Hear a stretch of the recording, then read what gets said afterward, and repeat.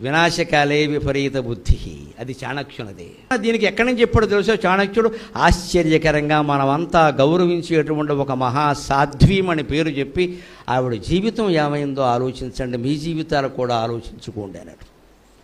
న నిర్మిత కేన న దృష్టపూర్వం, రామాయణంలోకి వెళ్ళాడు చాణక్యుడు దాన్ని చెప్పడం కోసం. న నిర్మిత కేన న దృష్టపూర్వం నచ శ్రుతం హేమమయ కురంగక, నచ శ్రుతం హేమమయ కురంగక, తథాపి తృష్ణా జనకాత్మజాయాక, తథాపి తృష్ణా జనకాత్మజాయాక, వినాశకాలే విపరీత బుద్ధి, వినాశకాలే విపరీత బుద్ధి. ఎంత తెలివైన వాళ్ళైనా గోతులో పడిపోతాడు. ఉండగా సీతారాములు ఉదాహరణ చెప్పాడండి ఆశ్చర్యకరంగా. వినాశకాలే విపరీత బుద్ధి అనేది మనం దుర్యోధనుడికో రావణాసుడికో వాడతాం, ఆయన సీతారాములకు వాడాడు. బంగారు లేడా ఉంటుందండి ఎక్కడైనా ప్రపంచంలో? బంగారు ఏడు ఉంటుందా? ఆవిడ చిన్నపిల్ల, జనక మహారాజు దగ్గర పెరగల, జనక మహారాజు మహాయోగి కాదా, రామచంద్రుడికి భార్య కాదా, అత్తారిల్లు ఎటువంటిది, పుట్టిల్లు ఎటువంటిది, ఆవిడ చదువులు క్షత్రియ కన్య, క్షత్రియ కన్యలకు యుద్ధ విద్యలు నేర్పేవారు ఆ రోజుల్లో. బంగారు లేడీస్ ప్రపంచంలో ఎక్కడా ఉండదని తెలియదండి. అదే చెబుతున్నాడు. నదర్శితం, ఎవరూ చూడలేదు. నిర్మిత కేన, ఎవడూ పూర్వం ఎప్పుడు సృష్టిలో బంగారు జింక ఉన్నది ఏ పురాణాల్లో కూడా చదవలేదు, ఎవరూ చూడలేదు కదా.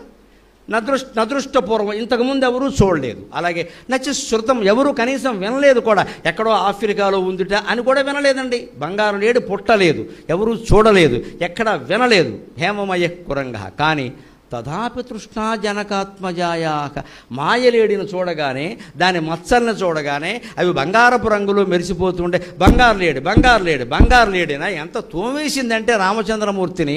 ఇక మామూలుగా కాదండి, రామాయణం వాల్మీకి రామాయణం చదివినా, విశ్వనాథ వారి కల్పవృక్షం చదివినా తెలుస్తుంది. కోరిక ఒకటి మనస్సులో పుట్టగానే ఏమనిపిస్తుంది, ఆవిడ ఏమని తెలుసా, ఆ బంగారు లేడు తెచ్చి ఆశ్రమం పర్ణశాల ముందు పెడితే ఇంకా దీపాలు అక్కర్లేదు, ఊరిగా చచ్చిపోతున్నాయి. ఈ నూనెలో దీపాలు వేయలేక నూనె పోయలేక నా నడుము పడిపోతుంది. అంటే మనకు కోరిక మనస్సులో కలిగింది అంటే భర్తను కానీ, భార్యను కానీ, పిల్లల్ని కానీ, తల్లిదండ్రులను కానీ ఇలా వేపుకు తింటామమ్మా, అది తీరే వరకు. అది అక్కడికి లక్ష్మణుడు చెప్పామ్మా, నాకు తల్లి లాంటి దానివి నేను చెబుతున్నాను వినమ్మా, బంగారు లేడు ఉండదు తల్లి సృష్టిలో, ఎందుకు ఆలోచించలేకపోతున్నావు, ఇది రాక్షసుల మాయ అనడానికి కూడా ఏం చెప్పాడో తెలుసా. మారీచుడు ఆ రూపం ధరించాడు, అందరికీ తెలుసు రామాయణం కథ. కామరూపం ధరించిన వాళ్ళు ఎప్పుడూ 4 సందర్భాల్లో బయటపడిపోతారు. 4 సందర్భాల్లో అసలు రూపం వచ్చేస్తుంది వాళ్ళకి. ఇష్టం వచ్చిన రూపం ధరిస్తారు మన పురాణాల్లో రాక్షసులు, దేవతలు కూడా. కానీ వాళ్ళు 4 సందర్భాల్లో నిజ రూపాన్ని పొందుతారు. ఎప్పుడంటే భోజనం చేసేటప్పుడు, పడుకున్నప్పుడు, చనిపోయినప్పుడు, దాంపత్య బంధంలో ఉన్నప్పుడు. ఈ 4 దశల్లో ఖచ్చితంగా నిజ రూపానికి రావాల్సింది. ఆ మాయలేడు ఏం చేస్తుంది, గడ్డి తింటున్నట్టు నటిస్తుంది కానీ నిజంగా తినడం లేదు. నిజంగా తింటే మారీచుడు బయటపడతాడు, లేడు ఉండదు అక్కడ, అది శాస్త్రం. అందుకే మీకు మాయాబజార్ సినిమాలో కేవీ రెడ్డి మహానుభావుడు, దర్శకుడు, శాస్త్రం తెలిసినవాడు, వ్యవాక భోజనంబు వింతైన వంటకంబు అని లడ్డూలు తినే సమయంలో నేరుగా ఎస్వి రంగారావునే పెట్టాడు, సావిత్రిని పెట్టలేదు. That was Indian movie. శాస్త్రజ్ఞానం తెలిసిన దర్శకుడు అలా చేస్తాడు. ఎవడ పండితులు చూస్తే ఆక్షేపిస్తారు. కాబట్టి సావిత్రిని పెట్టచ్చు, ఆవిడ మాయవేషంలో ఉంది కదా, గౌడకొచ్చుడు మారాడు కదా, ఆవిడ చేతి తినిపించచ్చు. కానీ ఆడవాళ్ళు అంతంత లడ్డూలు అని తింటే బాగుండదమ్మా, బాగుండదు చూసేవాళ్ళకి. స్త్రీ భంగిమలు వేరు, పురుష భంగిమలు వేరు, అది ఒకటి. రెండోది, ఖచ్చితంగా మాయవేషంలో కనుక లడ్డూ తింటే వేషం బయటపడిపోతే సినిమా మాయం, ఇంకా అది మాయాబజార్. పడకుండా ఉండాలంటే నేరుగా ఎస్వి రంగారావు అని పెట్టాలని పెట్టాడు. ఎందుకంటే శాస్త్రం ఇక్కడ తినేటప్పుడు, పడుకునేటప్పుడు, దాంపత్య బంధంలో లేదా చనిపోయినప్పుడు. పూతన శ్రీకృష్ణుడిని పాలివ్వడానికి వస్తుంది. ఎలా వచ్చింది, పూతనలాగా వస్తే ఎవరు ఇవ్వరమ్మా. పూతనలాగా ఇంత లావుగా వస్తే ఏ తల్లి ఇవ్వదు. చక్కగా అందమైన 20 ఏళ్ల స్త్రీలా తల్లిలా వచ్చింది. పాలిచ్చి శ్రీకృష్ణుడు మొత్తం ప్రాణాలు కూడా తీసుకునేసరికి ఇంత పొడుగు శరీరం, ఆ ఊరు సరిపోలేదు, రేపల్లో సరిపోలేదు, మొత్తం అంత పొడుగు శరీరం పడింది అక్కడ, నిజరూపం పొందిందనమాట.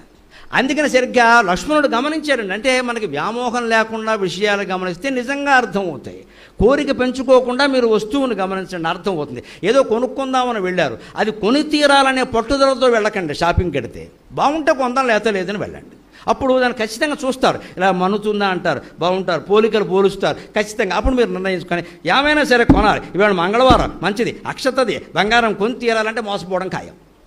అజ్ఞానం. అక్షత దీనాడు బంగారం కొనడం సంప్రదాయం కాదు. అక్షత దీనాడు బంగారం దానం చేయాలి, అది ఎవడు చెప్పడు. కొనంటే బంగారం షాపుల వాళ్ళు బాగుపడతారు. అక్షత ఈనాడు బంగారం దానం చేయాలి, కొండ పెట్టింటే దరిద్రం ఏ పురాణంలో లేదు, కొనమని దానం చేయమని ఉంది. మొత్తం మార్చేశారు, మొత్తం మార్కెటింగ్ అయిపోయింది. ఎందుకని ఈ వ్యామోహం వల్ల మనం కొనితీరాలనడం వల్ల వాళ్ళు రేటు పెంచినా కొంటున్నామా లేదా, ఆఫర్లు ఇచ్చినా మోసపోతున్నామా లేదా. ఈ ఆఫర్లకి మోసపోకుండా ఉండాలి అంటే సీతాదేవి కథ వినమన్నాడు చాణక్యుడు. తథాపి తృష్ణా జనకాత్మజాయాగ, ఆయలేడి సృష్టిలో లేదా, ఎప్పుడూ చూడలేదా, ఎప్పుడూ వినలేదా, అయినా ఉంది అని సీతాదేవి మోజులో పడిందా, ఆ మోజులో రాముడు కూడా పడ్డాడా. మీ వదిన అడక్కడక్క ఒక కోరిక కోరిందయా, ఇదా కోరిక, ఏమనుకోకయా. లక్ష్మణుని ఇద్దరు నోరు మూయించేసి వెళ్ళిపోతే తర్వాత కథ ఏమైందమ్మా, అంత మహాసాధ్వి జీవితం 5 నిమిషాల్లో రీల్ తిరిగిపోయింది, జీవితం మారిపోయింది, రావణాసురుడు చేతుల్లో పడిపోయింది, ఏడాది వరకు మళ్ళీ దిక్కు దివాణము లేదే. ఇంత ఆపద రావడానికి కారణం ఆవిడ బుద్ధా కాదా. మనకు కూడా సైబర్ మోసాలు జరుగుతున్నాయంటే మనం చాలా మంది చేసే పొరపాటు ఏమిటి, ఓటీపీ చెప్పేస్తాం. వాడు నొక్కమన్నది క్లిక్ చేయమంటాడు, క్లిక్ చేసి అతను క్లిక్ చేయక వదిలేయి. ఎలా ఆశిస్తున్నావు అసలు, ఇంకొక ఆలోచన చేయాలండి ఎటువంటిప్పుడు. ఎప్పుడు అసలు ఆ డబ్బు మనకెందుకు, మీ ఫోన్కి 4 లక్షలు బహుమతి వచ్చిందని మెసేజ్ వచ్చిందండి. ఎందుకు నాకు 4 లక్షలు, నా బహుమతి ఎందుకు రావాలి, నేనేం కష్టపడలేదే, కష్టపడకుండా బహుమతి ఎలా తీసుకుంటాను నేను. ఈ ఆలోచన ఉంటే అటువంటి మోసాలకు లోను కావు. మనం కష్టపడిన చోట 10 రూపాయలు ఎక్కువ అడిగినా తప్పు లేదు, కానీ మనం కష్టపడిన దానికి సొమ్ము ఎలా ఆశిస్తామండి. అంటే మనలో లోపం ఉందా లేదు, మరి వాడు మోసం చేసేటంటే మనమే మోసం చేసుకున్నాం, మనని అత్యాశకు లోనయ్యాం, మోసపోయాం. సీతాదేవి మోసపోయింది, రామచంద్రుడు మాయలో పడ్డాడు, మనం పడవా, అంతకంటే గొప్పవాడవా మనం. అది వినాశకాలే విపరీత బుద్ధి, వినాశకాలే విపరీత బుద్ధి, అది చాణక్యునిది. దీనికి ఎక్కడి నుంచి చెప్పాడో తెలుసో చాణక్యుడు, ఆశ్చర్యకరంగా మనమంతా గౌరవించేటువంటి ఒక మహాసాధ్వీమని పేరు చెప్పి ఆవిడ జీవితం ఏమైందో ఆలోచించండి, మీ జీవితాలు కూడా ఆలోచించుకోండి అన్నాడు.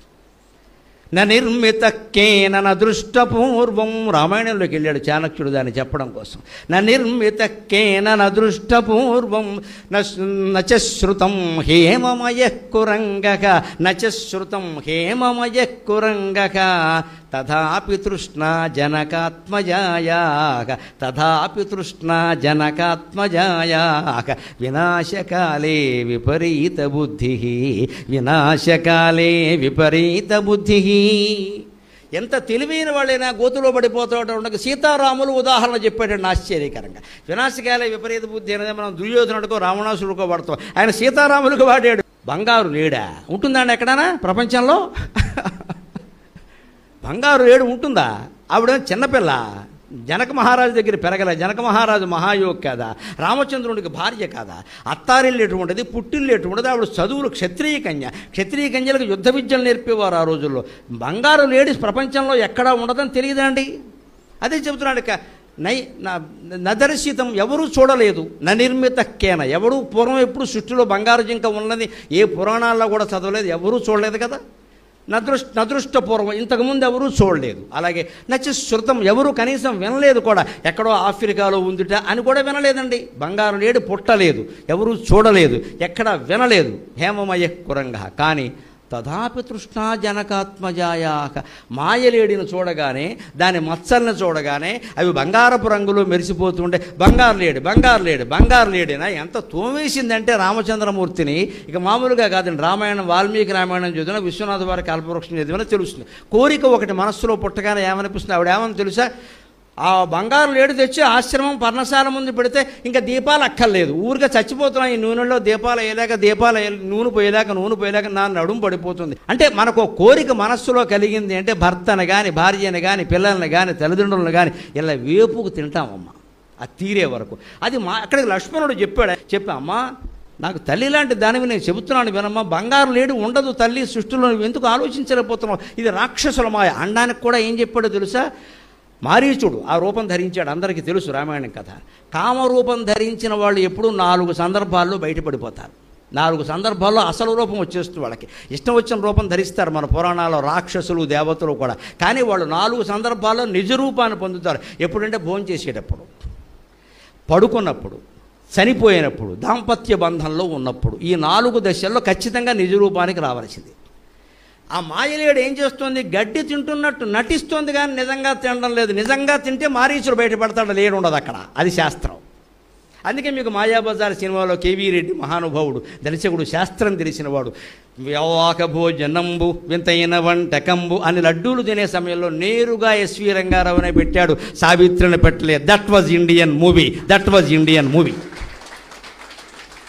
శాస్త్రజ్ఞానం తెలిసిన దర్శకుడు అలా చేస్తాడు. ఎవడన్నా పండితులు చూస్తే ఆక్షేపిస్తారు. కాబట్టి సావిత్రిని పెట్టచ్చు, ఆవిడ మాయవేషంలో ఉంది కదా, గౌడత కొంచెం మారాడు కదా, ఆవిడ చేతి తినిపించచ్చు. కానీ ఆడవాళ్ళు అంతంత లడ్డూలు అని తింటే బాగుండదమ్మా, బాగుండదు చూసేవాళ్ళకి. స్త్రీ భంగిమలు వేరు, పురుష భంగిమలు వేరు. అది ఒకటి. రెండోది, ఖచ్చితంగా మాయవేషంలో కనుక లడ్డూ తింటే వేషం బయటపడిపోతుంది. బయటపడిపోతే సినిమా మాయం. ఇంకా అది మాయాబజార్. పడకుండా ఉండాలంటే నేరుగా ఎస్వి రంగారావు అని పెట్టాలని పెట్టాడు. ఎందుకంటే శాస్త్రం ఇక్కడ తినేటప్పుడు, పడుకునేటప్పుడు, దాంపత్య బంధంలో లేదా చనిపోయినప్పుడు పూతన శ్రీకృష్ణుడిని పాలివ్వడానికి వస్తుంది. ఎలా వచ్చింది? పూతనలాగా వస్తే ఎవరో ఇవ్వరమ్మా. పూతనలాగా ఇంత లావుగా వస్తే ఏ తల్లి ఇవ్వదు. చక్కగా అందమైన 20 ఏళ్ల స్త్రీలా తల్లిలా వచ్చింది. పాలిచ్చి శ్రీకృష్ణుడు మొత్తం ప్రాణాలు కూడా తీసుకునేసరికి ఇంత పొడుగు శరీరం, ఆ ఊరు సరిపోలేదు, రేపల్లో సరిపోలేదు, మొత్తం అంత పొడుగు శరీరం పడింది అక్కడ, నిజరూపం పొందిందనమాట. అందుకని సరిగ్గా లక్ష్మణుడు గమనించారండి. అంటే మనకి వ్యామోహం లేకుండా విషయాలు గమనిస్తే నిజంగా అర్థమవుతాయి. కోరిక పెంచుకోకుండా మీరు వస్తువుని గమనించండి, అర్థమవుతుంది. ఏదో కొనుక్కుందామని వెళ్ళారు, అది కొని తీరాలనే పట్టుదలతో వెళ్ళకండి. షాపింగ్కి వెడితే బాగుంటే కొందాం, లేదని వెళ్ళండి. అప్పుడు దాన్ని ఖచ్చితంగా చూస్తారు, ఇలా మనుతుందా అంటారు, బాగుంటారు, పోలికలు పోలుస్తారు ఖచ్చితంగా. అప్పుడు మీరు నిర్ణయించుకొని ఏమైనా సరే కొనాలి, ఇవాళ మంగళవారం మంచిది, అక్షతది బంగారం కొని తీరాలంటే మోసపోవడం ఖాయం. అజ్ఞానం. అక్షత ఈనాడు బంగారం కొనడం సంప్రదాయం కాదు. అక్షత ఈనాడు బంగారం దానం చేయాలి. అది ఎవడు చెప్పడు. కొనంటే బంగారం షాపుల వాళ్ళు బాగుపడతారు.